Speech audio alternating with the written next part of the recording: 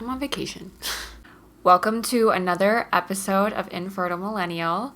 Today's episode is super special because my sister is joining us and she's going to talk about her journey with infertility and all the annoying things about infertility. Today, we're in Denver, Colorado. So we thought that it would be fun and a good time to sit down and finally do this because we've been wanting to do this for a while. So cheers to Dom's birthday. Cheers. Happy birthday, Dom. So we're currently in Denver because we're going to go see Queen Herbie. And it seems like that there wouldn't be a connection to Queen Herbie and infertility, but you are actually the person who turned me on to Queen Herbie. And when I started listening to her music, I think it was like end of 2020, like fall of 2020. And I swear her music helped me get out of my sort of super depressive rut after our first miscarriage. So it's kind of cool that now we're not only filming this episode together, but we get to go see Queen Herbie. So it kind of feels like it's kind of linked to me, I guess. Yeah, that's cool. Yeah. So let's start off by you just telling us about your relationship, how you guys met, how long you've been together, all that. So my husband and I actually started talking about 20 years ago. So we were sophomores in high school. And I was singing in a talent show and he was in the audience. And he messaged me, and this was for the older people on AIM Messenger. And we started talking, and then, I don't know, maybe 5 months later, we actually went on a date. And we've just been together ever since. So, we're celebrating 20 years together this year. And we're both still doing music, which is cool. That's kind of what brought us together. And when did you get married? We got married in 2015. I know the answer, but I was there. But when was that? Wait, when was that? I was there, but for those of you who weren't there. You got married in 2015, so when did you start trying to have children? So we had planned on starting when we were 28, but we were like living in Los Angeles and really broke and in no way ready for kids. But then we were getting close to 30 and starting to think about it and moving back to Michigan. So it was January of 2018 that I had my IUD removed, so it was kind of like, we'll see, but I wanted to give it 3 months and let my body get back to normal. I thought that would matter, and then started like actually trying. It was, what is that, 6 years ago now? Wow. Is that 6 years ago? Yeah. That's crazy. Time goes by fast. How long were you trying, or when is it that you noticed something, or just sort of thought maybe something isn't right? I think it was about 6 months later, so it was like October of 2018 that I was like, okay, I know I'm supposed to wait like a year to get checked out, but I was like, this just seems like nothing's working. And I was doing like the little ovulation sticks. Like I had a notebook and then taped them all in there, tiny ones that you get on Amazon. I had like a bracelet thing that monitored all my stats and things. And just like, I feel like I'm like doing this the right time and nothing's happening. But then I'm like, well, maybe this is making me burp. Like maybe it is stress, so maybe I'll like not do all those things and just like not worry about it for a couple months.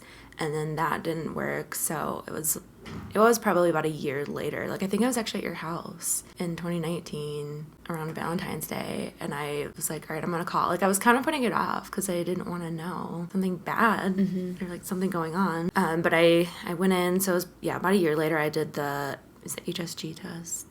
They like put the dye through your uterus and your tubes, and it was so painful. And I knew, having read ahead, that if it's painful, that means something's wrong. So I think that made me stressed out too. But I remember it being like super painful, and I was like crying.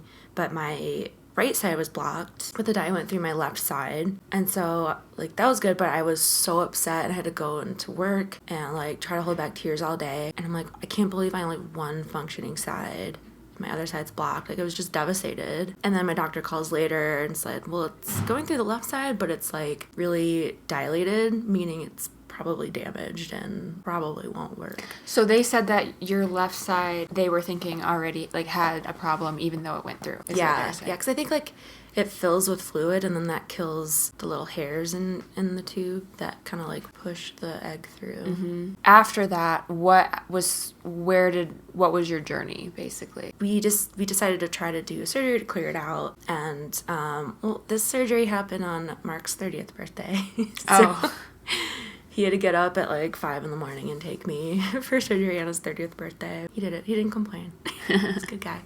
But I felt really bad. So we did that, and then I was just like, okay, let's just like try again, see how things go, see if it's cleared out. And then after a few months, nothing was happening. So I messaged that doctor, and I was like, what's my next step? Should I like just go to like a fertility center? And she responded, yes. So that was it. That kind of upset me because I felt like she was like, all right, I can't help you, and brushed me off. And it just like, thinking about it now, I feel like that's so silly to be like upset about that. But at the time I was like, wow, okay, I guess you're done with me because I like failed and I can't do this, so you don't want to work with me anymore. And then I put off scheduling with the fertility center just because, again, like, I don't want to know what's going on. But I went in early 2020. She was basically just like, I think IVF's going to be your best option. And I was so emotional. I couldn't even talk. I couldn't ask questions. I just like was like, okay, and left, and I was devastated. And then 2020 happened, so we were like, okay, we're not gonna try anymore. Like, we need to make sure we have jobs and are alive and everything. Just kind of put it on hold. And then I went back about a year later, so 2021, talked about IVF, and I was just sort of like, okay, I'm gonna have to wait and save up. And then I also mentioned to her, like, you know, I have this like really hard, like my lower belly is hard. Oh yeah, I remember texting you about that. I was like, do you feel that too, or is it just me? I remember that, yeah.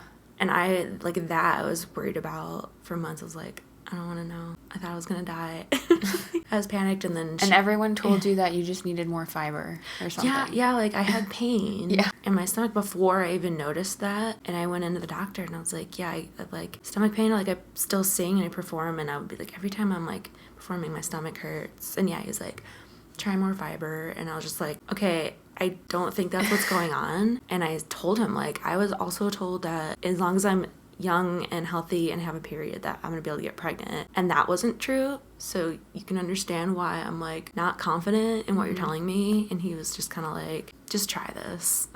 So this is before I knew how to like stand up for myself. Yeah. But yeah, I did an ultrasound, and they found this like enormous cyst on my right ovary. And I remember like seeing it because I had like the TV, you know, with the ultrasound, and it's just like huge black. I wish I had a picture of it. But it was like, I think it was like the size of a grapefruit.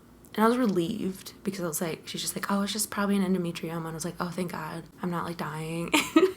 And so I scheduled a surgery to remove that, and they actually wanted me to remove my left tube because she thought probably leaking fluid, and you don't want that if you're going to do IVF. You don't want to have like fluid leaking, and I just didn't want to do that. But I remember going into surgery, I was talking with my surgeon. I was like, are you going to try to save my ovary? And she's like, yeah, I'm very pro saving it, so we're gonna do our best. And I was like, I don't want to lose my tubes either. Like, I don't want to lose that possibility of like a miracle, because people always talk about that, like, as soon as you stop trying, it's gonna happen. I couldn't live like not knowing that's even a possibility. But I remember going into surgery, like, my surgeon was like rubbing my hand. I was crying, so I was like, I don't know what's gonna happen. I might come out of this without an ovary, without tubes. Like, it just freaked me out. And I know it was worse than they thought it would be, and they had to take my husband back and say, like, you have to make the call. He had to decide for me, are we taking out the left tube, because we have to take the right tube and the right ovary. And he knew that it was important to me to still have that possibility, so we left in the left tube. I didn't find out about this until like 3 days after I came home, because I was in so much pain from the surgery, and I was like, I don't want to know. Yeah, I'm like, I can't handle it, and I'll let you know when I'm ready. But then, yeah, I found out, like, I lost my right ovary, and I was, like, devastating. But then at that point, I was like, okay, we're going to do IVF. So tell us about how your IVF journey went. So we had to save up for a year, so all of the singing gigs I did, I, like, saved all that money, and then I was able to take the month of November in 2021. Mainly what I remember is when we did the retrieval, we went home, and I took a nap, like I always just take a nap, and I told my husband, I woke up, I was like, I had this dream that they only got 3 eggs. And he was like, oh no, that was real. And I was really upset because I think I had like 7 or 8 follicles. And so getting 3 eggs was just like, wow, that's really bad. And then they called me like 2 days later, basically like, none of them are embryos. Like, we have nothing. And at that point, like, this is the one and only time I can't afford to do IVF again. It was like all my money. And so I was devastated. I remember going to bed crying. I just like could not sleep because I'm like, all right, I guess I'm out. This is it. And that's when I wrote the song New Life the next day because I just like didn't know what to do. And that helped me kind of get through it. But we were lucky enough that our facility worked with us to be able to do 2 more rounds. And we had more success with those. We actually got an embryo each time. So we were able to transfer one fresh and one frozen. Neither of those took. And so at that point, my surgeon or my fertility doctor was like, okay, we should take that left tube out because that could be the problem. And I was just like, fine. I didn't want to, but I said fine. And then we did our 4th round of IVF, and it actually was like our best one. We got 4 embryos, so we were able to do, I think we froze all of them, but we transferred to, I think I just kept having issues with like, I'd have a cyst on my ovary when they would check, and then, and I had like fibroids in my uterus, and they had to like take those out. So it was just like always something, like constantly, like, can this just go right? Like, I never went to the fertility center and walked out feeling good. It was just like always feeling bad, and I'm like, I just want to get out of here so I can cry in my car. I feel like that's something a lot of people can relate to, is at least maybe the first time they go in and they're excited and it seems like, here we go, here's the answer to all of our problems.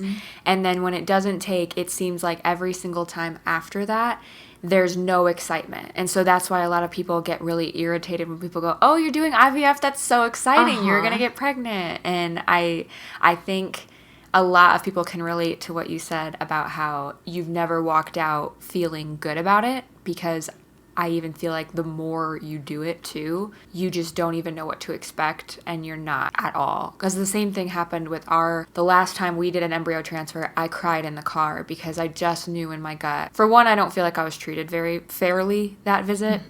But number 2, something in me was like, this doesn't feel right at all. And you just I feel like you have a gut feeling when you know it's just not, something's not right. So yeah, I think a lot of people can relate to that. Yeah, definitely. Yeah, it's like, maybe it's exciting at first because like it's always like the last thing you can do is IVF. Like, you try everything else, and so like that's supposed to be the thing that works, and you save up all that money, and you're just like, this is awesome, we're gonna do it.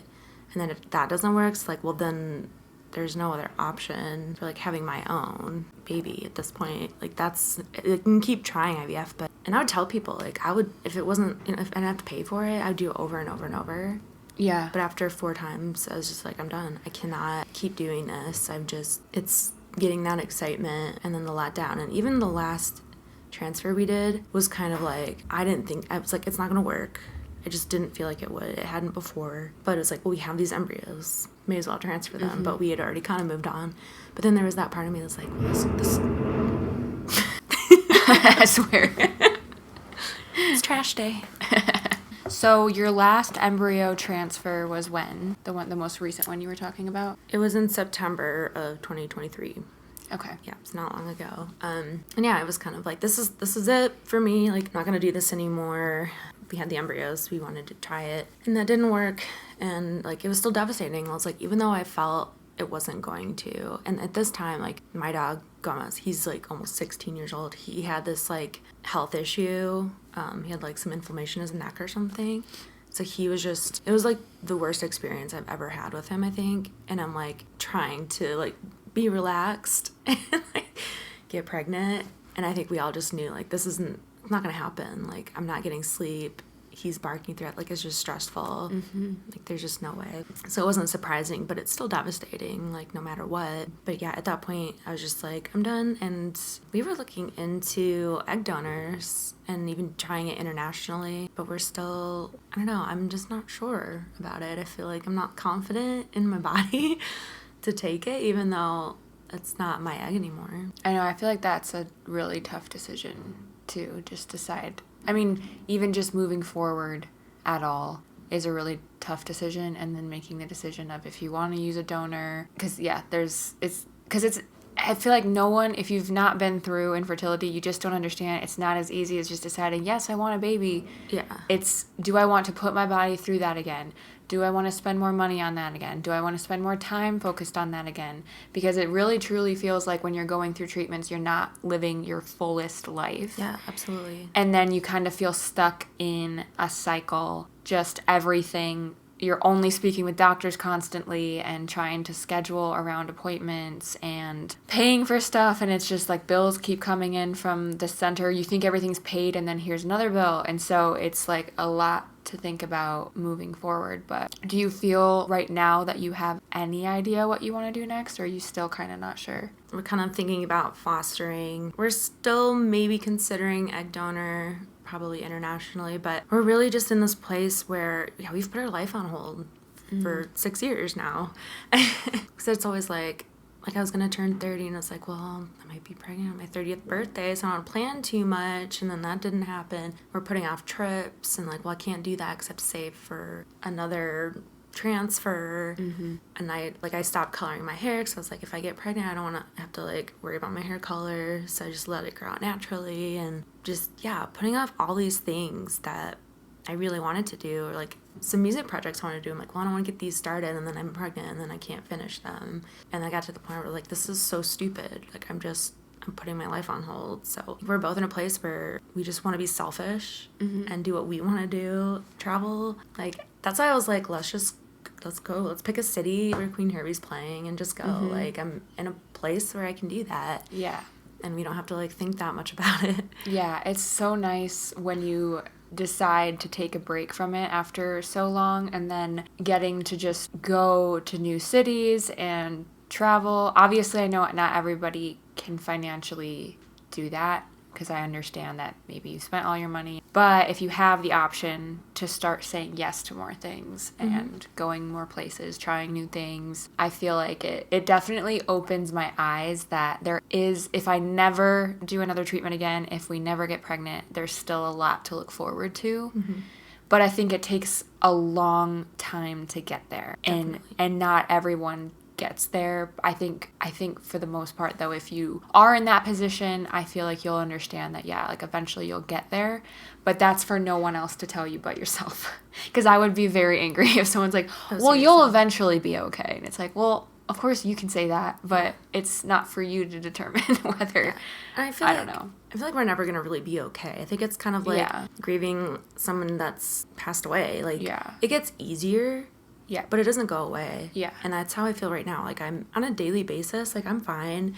I live my life, I do my job, but then there's just once in a while something will kind of hit me and then I'll just fall apart. And it's just something as simple as like seeing someone with their baby and thinking about what I don't have now, just things like that. Or like once in a while it just hits me.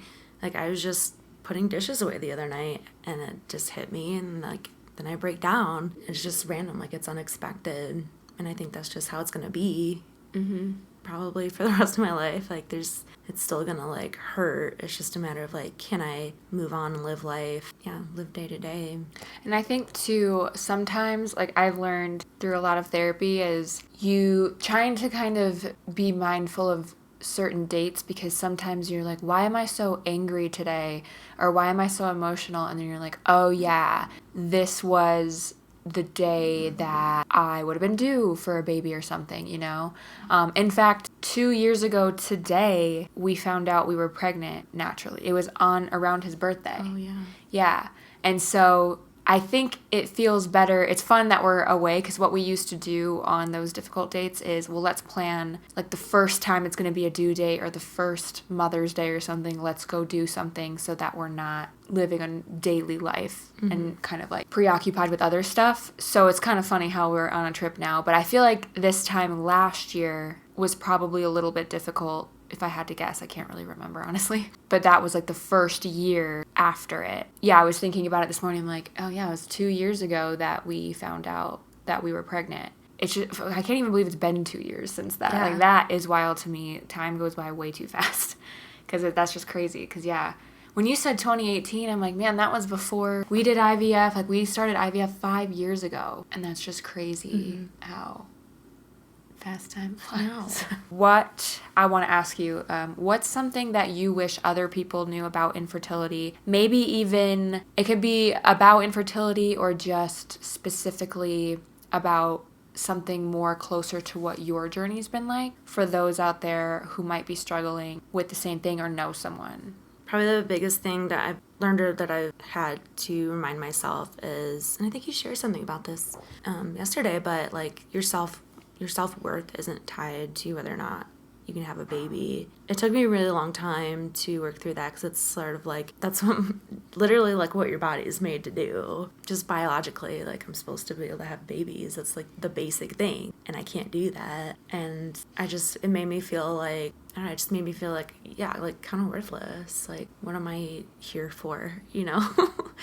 Like this should be it was kind of like the thing that I was like, I might not have the life maybe that I wanted when I was a kid, but still kind of want to have kids. And if I don't get the other things, well, then I can be a mom. That'll be nice. But then I couldn't do that either. So it just felt like nothing's working out for me. This isn't fair. And I just really had to remind myself, like, I am other things. There are other things I can do with my life. This isn't the end of my life, you know, not having a kid. But you're the only one who can say that for you, because if someone was like, well, it's not the end of your life, it's like, yeah, I know, but you can't, you're saying it as an invalidating statement. I'm saying it as a validating statement. Mm-hmm. It's two different, you know what I mean? Mm-hmm. So now I want to ask you, and sorry if you're coming unprepared, but what's some of the worst things someone may have said to you or maybe even done to you during your fertility journey? And I feel like the worst thing I heard was from my OBGYN when we first went to see her because it wasn't working. And she was like, there's always a way. There's always a way to get pregnant. And so I really felt that, okay, like we'll try different things and it'll work eventually. But that's not true. And mm-hmm. like I feel like she should not have said that to me because it got my hopes up. Well, because I feel like for one, then you start to blame yourself and question mm-hmm. if there's always a way, why aren't we finding it with me then? Mm-hmm. You know? I feel like that might be just the worst for my thinking, but it's like I perform a lot and I've had people come up to me and ask me like, how are my kids doing? Like, ask if I'm pregnant because, like, maybe my stomach's a little bloated because I'm, like, singing at a wedding and I eat a lot beforehand. So my stomach, like, bloats. And, like, oh, are you pregnant? And I'm just like, why do you need to know? And I'm like, no, I'm not. I have to show you a really funny reel now that when we get done with this about that. It's pretty funny. Anyways, that reminds me of that. Yeah, just, like, things like that. I feel like I haven't had like too much really bad advice. Like there's always the like, if you just like stop thinking about it, it'll happen. Like that tends to happen. And I think people saying those things, it was out of love. I don't think it was like meant to be like rude or anything. No. So I try to like keep that in mind. Like I think they're saying it out of love, and I kind of was able to like move on from it. But it is frustrating because it's like, no, not being stressed isn't gonna bring my ovary back. Or like, oh my gosh, I had someone reach out. Because I started sharing stuff on Facebook and someone messaged me and I didn't even look at the message because I knew it was like reaching out to say like, I have these essential oils that can help with fertility. And I was like, there's no essential oil. Why don't you shove those up your butt? That's going to bring my ovary back. Yeah. Or make my eggs better. Did you respond and say, you should say, I didn't. Can they grow a new ovary? I don't know. I didn't. Because if they can, maybe she should tell some like doctors about this thing. But I didn't even look at it because I was like, I knew that's what it was, and I don't like people reaching out to me. Like I don't know you that well. Yeah, and that's the thing using that bothers my trauma to try to sell something. Someone who you don't know, who has never, and I don't know if you ever shared things in real time the whole way through, because I feel like you did keep it a little bit more secret at points. I understand, like, if someone, they didn't reach out during real time of like, good luck on that. But for them to never mention anything to you or like wish you luck or whatever, and then come to you with, hey, I have a solution. And I don't really know you, but I'm going to fix this for you. And your reproductive endocrinologist, he can't do that, but my oils can. Yeah. No, I hate that. I think probably at this point it'll be a past episode, but I shared how this girl that I went to school with, and I won't say what school, I you know, got along with her fine, and I think we did a couple jobs together. Not really anything. Weren't on a texting, hey, how are you doing basis. It was more just like, hey, I've got this job. Are you interested in coming with me? So she randomly, this is, I want to say the end of 2021. So it was after I had announced I had the ectopic pregnancy. It was months after that. She randomly texted me on a Friday night at 9 p.m. Hey, I know this girl who works with herbs if you want to talk to her about fertility. So for one, I'm like, you haven't even said sorry for your loss. And then on top of it, why are you texting me on a Friday night about fertility at 9 o'clock when I'm probably trying to enjoy myself and not focus on, you know, anything too serious? And now you're just ruining the mood of my Friday by reminding me that I have infertility struggles. Like, cool. But also, I have male factor infertility. So me taking herbs isn't going to solve, and I don't think it's going to solve his problem either, because he took Clomid for months, and all it did was it doubled his count, but that still was like abysmal, basically. It didn't really work much. So if Clomid doesn't work, which is an actual scientifically evaluated and proven drug to work for that, I don't think that your herbs are going to work. Yeah. Like, so I feel like people, like, kind of help. Like, I get all the time, like, oh, maybe look into this, or, like, acupuncture. Like, I've heard, like, sometimes this can help, and it's, like, I want to be appreciative, and I'm also, like, I'd rather, it's kind of that, like, I don't really want, like, a solution. I just need to talk about what I'm going through, and people want to, like, solve it. Like, I feel like there's some love from it. Sometimes it's, like, I want to help you. It's really, like, it's just really not helpful. Like, if there's something that works, like, my doctors would know. Thank you. We would have tried it. Yeah.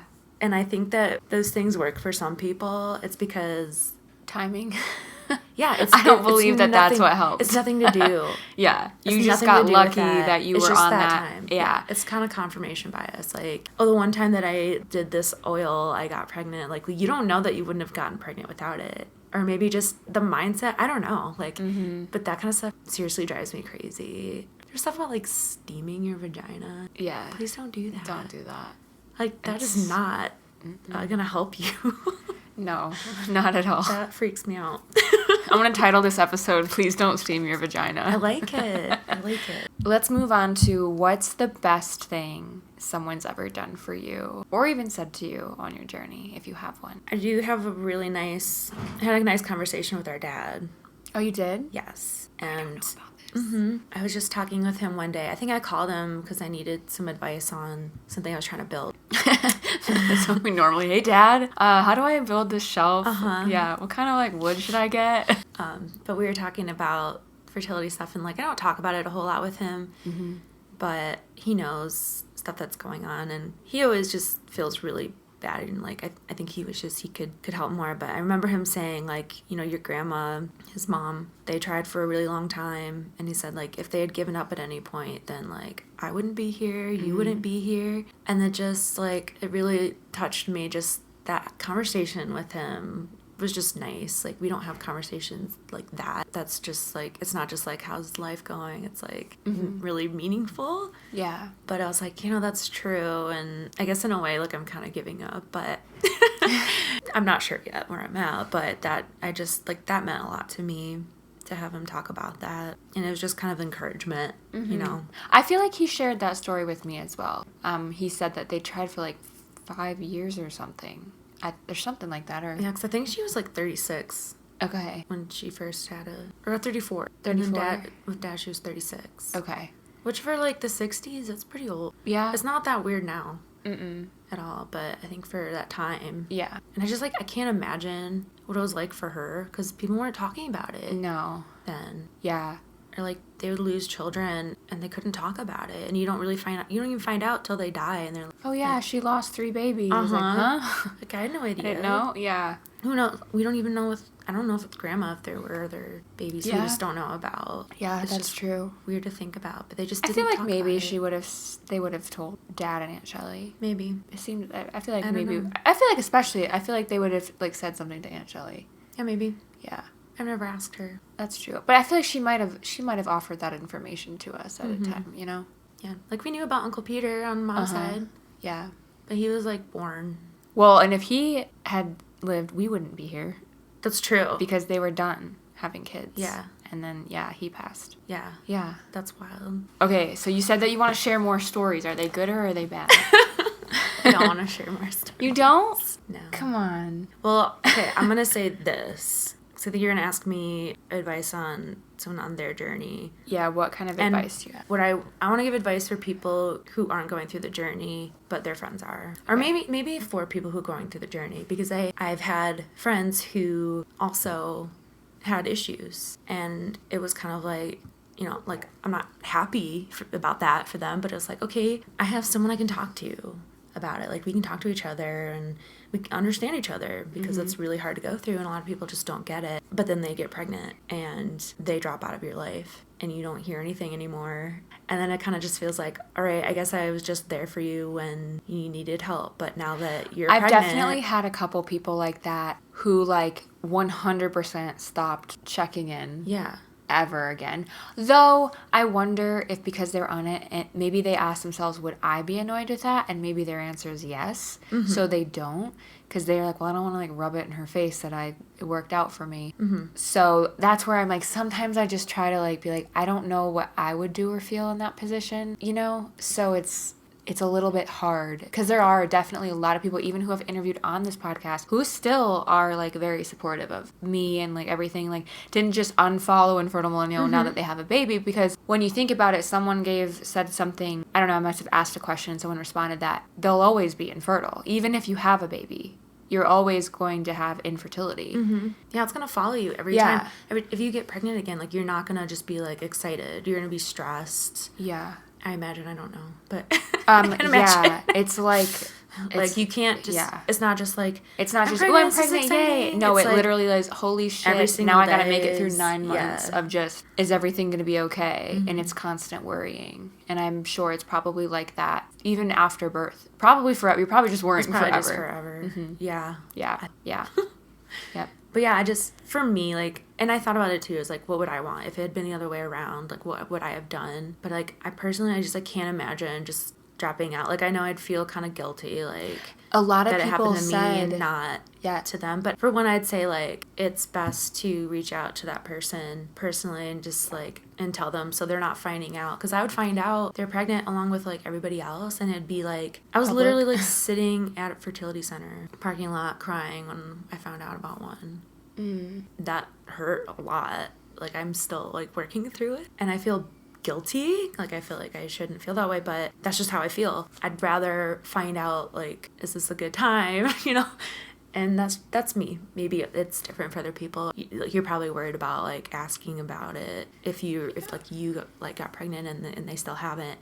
Maybe feel awkward asking, but I think for me it felt very like I was just kind of like left out of this club suddenly, and it's like, all right, I'm not gonna talk to you anymore. Like, that's more hurtful to me than to like kind of reach out and like, hey, or how are you doing? Do you want to talk? Like, and I tell my friends this too, because sometimes they'll say like, I want to ask you, but I don't want to like upset you, and I tell them like, it's okay to ask me. You can say, I think like, it's do good you want to talk? Ask if you want to talk about it, and then from there you say yes or no. Exactly. Like, I'll tell you, because normally, like, I'm really open about stuff and I'll talk about it, but there might be a day that I'm just like, I'm really having a hard time. Yeah. And I just don't want to talk about it. So I just say like, you can certainly ask and I'll tell you if I don't want to talk about it. And that's it. But I understand like where they're coming from. I think I asked last week in not a poll, but like a questions in my stories, and I said, what does guilt look like during infertility for you? And someone did say, I have a lot of guilt for getting pregnant when a lot of people I know are still struggling. So I do think there is a guilt factor of they're like, I feel really guilty that it finally worked for me, and now I'm not sure how to approach those who are still struggling. So I think that there's probably a little bit of a guilt element there for sure. Sure. But again, it just comes down to asking, are you okay with me talking about this with you, or like checking in on you and just being honest? I think communication for everything, everywhere, all over the place is key. But especially with this is just asking, like, are you okay? And then you being honest of, no, I don't want to talk about it, or we can talk about it. I think that's important. Any other stories you want to share? Or any other advice that you have? I think my number one piece of advice that I'm just now learning is to not put your life on hold. Because honestly, it's been 6 years. I'm like, shipping.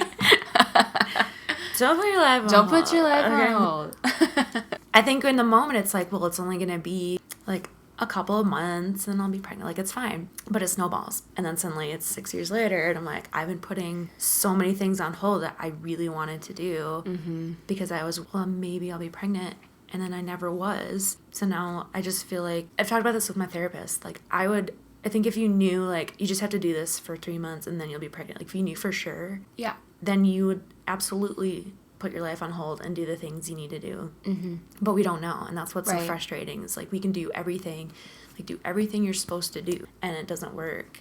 And so it just feels like I may as well have just done whatever I wanted. Like, the first round we did, I like took time off work. I was like, I'm just gonna lay in bed and watch TV every night. I had massages. I got a pedicure. Like, I really treated myself. I was relaxed.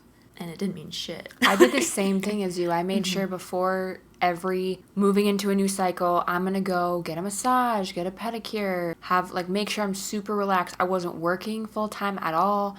I literally had there was no stress aside from the stress of infertility and the stress of waiting to find out if things are working. What do I have to do next? So yeah, it's like, you could literally be doing everything right, and how does it not, It doesn't matter. Yeah. And then I've had times where I think our best one, I wasn't right. I just thought of a story. Tell us. You can cut it off. It's not interesting. So, our final round of IVF was about a year ago. It was early 2023, and I was singing a wedding band, and I had a wedding coming up. And I was talking with my doctor. I was like, I just need to know, like, that someone's going to be available. So I said, if you think that the retrieval is going to happen on that date or something, I need to find a backup. And I even, like, talked with someone. I was like, I might need you. And then, like, a few days before, like, my nurses were like, no, there's no way that anything's going to happen that day. And then the morning of the wedding, I go in, and they're like, actually, you're going to trigger shot tonight. Sorry. Yeah, they're like, you're gonna trigger shot tonight, and I'm like, are you kidding me? Like, it's too late now to find a backup. So luckily the wedding was in town, but I was like setting up, waiting for the phone call of like, this is when you do it. This, like, all the different, because it's like there's like the first one, and then an hour later there's one, and then the trigger shot's like a very specific time, and it was 8:30, which is like In the middle of your... for a wedding. That's like things are happening. Yeah. So I brought like all of my stuff with me, like all my medicines and sharps and stuff, and I called my husband and I was like, okay, I need you to be here at this time. I called the venue at a time and I said, hey, this is weird, but like, I'm doing IVF. I'm gonna need a private room to do a trigger shot in my butt, and my husband needs to give that to me, so I need a private room. And they're like, oh yeah, whenever you need it, we've got this private bathroom for the employees that you can use. It comes and like Mark shows up, and I'm calling, no one's answering. I don't know where this bathroom is. You have to have like a special key to get to the floor with the elevator for that bathroom. So we're just like panicking. We're like, we have to do this in like 10 minutes. And so we found a men's bathroom that no one was using. And it was gross. But we started getting things ready, and then like he's about to like stick the trigger shot in my butt, and this guy walks in and he's like, now what is going on in here? He was like the janitor. Drags. And I was like, okay, it's not what it looks like. I was like, I'm doing IVF right now. I have to do my trigger shot like right now. That's all this is. And my husband has to help me because it's like in my butt. Was your butt out? Yeah. Just like full? No. Oh, well, yeah. Because it's like the very top of your butt. Yeah. Like, I've actually had a bandmate give me a progesterone shot in a hotel room because I had a gig and I needed help in the morning. Yeah. To do it. So, like, I hadn't tried it myself yet, so he had to come and help me. So he's a champ for that. Did he do good? Yeah. Oh, nice. It didn't hurt at all. He did a great job. Mine always hurt, so I always wondered. Well, I think that I used the mixing needle and didn't realize it. Like, my nurse was like, no. Oh, okay. You're supposed to use a different one. And I think that's where we messed up for a while. Yeah. Like, there were times it would hurt, but for the most part, once it gets through the skin, it was, like, fine. I didn't even feel anything. But, like, once in a while, I'd hit a spot, and it would just, like, bleed, and yeah, just kind of... But, yeah, we explained it to the janitor what was going on, and then he was he like left, and then he was like, can I come in? And we're like, yeah, we're done. He had to get the trash, and he was like so nice about it at that point. And he was just like, you know, things will happen when it's the right time, which I know we hate that advice a lot of time, but I know sometimes it's nice. He's being so nice, and it just like really touched me. Like I felt, it made me feel really good, but man, it was really embarrassing. And like as soon as I left to do the shot, the couple was like, we want to do our first dance now, and my bandmates had to be like, oh, 1 second. Yeah, like maybe like another half hour. One of them should have pulled from The Wedding Singer, give me time. Sings it over and over. Yeah, for real. Shoot, what was I going to say? Oh, I'll say, yeah, I don't know. I think it just depends for everyone. So you were saying about how that guy was super nice and you appreciated that in that moment because it was like a very specific time. Something similar happened to me. I don't remember what transfer it was, but I went to Walgreens to get pregnancy tests. And the woman at the checkout was so nice about it. It made me want to cry because I can't remember if she asked. I don't know. She said something or she said like, I don't know what she said, but I think I had brought up, yeah, I just did an IVF transfer. And she was like, well, I'm going to say a little prayer for you. And I was like, see, it's moments like that where I'm like, see, that feels a little different than just anyone saying, I'll pray for you. For some reason that hit me and I cried in my car on the way home. Yeah. Because I was like, see, that felt genuine. Mm-hmm. Versus someone who's just like, oh yeah, you're in my prayers. You know, I don't know how to explain it, but I totally get that. You get what I'm saying. I do have people that I know from doing music that they know about it, and they're always like, I'm always praying for you, and like that means a lot. I know for people who pray like that, that's a lot, and it's a gift. It's showing support. Yeah, and you can tell when things are genuine versus like they're just saying what they think they should say to make you feel better. I don't get that from people that I considered friends. Mm-hmm. In a lot of cases, like it's just. I don't know, it's weird, but I also thought of something else that maybe is advice that I learned. Like, I had a moment where I was the asshole. I don't know if I'm allowed to say that. Yeah, you can say it. Okay, I was the asshole. And it's that, don't assume that other people aren't going through it too. Mm-hmm. And what happened was I was shopping at a local boutique because I like to support small business. Ooh. And I go to this place a lot, and you kind of knew the sales girl. Like, we've talked a few times. And I was shopping for my birthday because we were going out. And I didn't buy anything. Sorry. He's like, can I come in now? No. Girl time. Anyways, so you were at a local boutique. I was shopping. I didn't buy anything. I had just had a transfer, so I was like waiting to find out if I was pregnant, and I was like, no. And I was like, honestly, like, I feel like I don't want to buy anything because I could be pregnant, and that'd be dumb for me to buy clothes that won't fit me in a few months. And we got talking, and then I find out that she's actually going through infertility issues too. And I felt really bad. I was like, I just brought this up while she's working, and it's probably going to bring up emotions. I don't think doesn't make you an asshole. Like, you're just talking about what you're, you know? I just felt bad, but we had a really good conversation. Like, we were in the store alone for like 20 minutes just talking, and we hugged, and we took each other's numbers, and we text, like, how are things going for a while. Like, it became kind of a friendship, but I was thinking about it later, and I was like, I shouldn't have said anything. Like, I feel like that was rude, but I'm like, it was just that reminder of, like, you don't know what people are going through. Honestly, I don't think that was rude at all. Okay. And I feel like, if anything, she probably felt a little bit less alone to hear, like, there's somebody else out there in real time in front of me also. Like, you don't see that often. Yeah. I don't often run into a lot of people who also struggle. Mm-hmm. So, because to me, the world is just everyone gets pregnant and it's so easy. That's the way that I see it. And so I don't often know, like, in-person people or meet people who are going through it or who have struggled, you know? Yeah, like, after we talked to her a while, and she was like, you know, I was really upset this morning because I think, like, she got her period or something, which is weird to say it on, but you don't know who she is.